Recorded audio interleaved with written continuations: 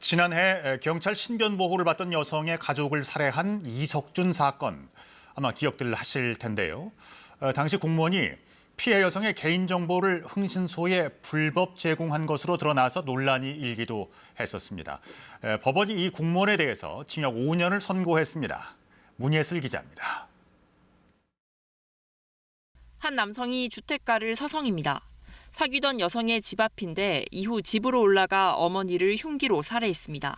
이른바 이석준 사건입니다. 이석준은 범행 전날 흥신소 업자에게 50만 원을 주고 피해자 주소를 알아낸 것으로 조사됐는데 이후 이 주소를 흥신소 업자에게 유출한 사람이 공무원인 것으로 밝혀져 논란이 일었습니다.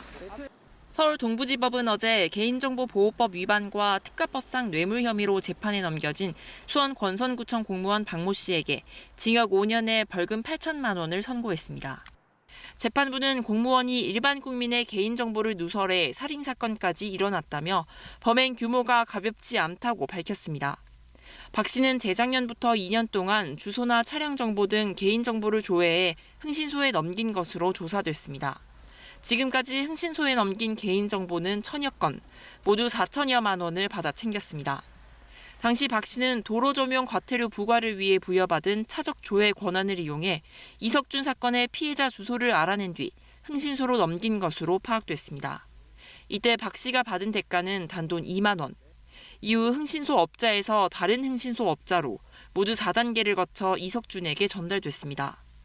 박 씨에게 뇌물을 주고 의뢰인들에게 개인정보를 넘긴 혐의로 함께 재판에 넘겨진 흥신소 직원 2명에게도 징역 4년과 징역 2년이 각각 선고됐습니다. KBS 뉴스 문예슬입니다.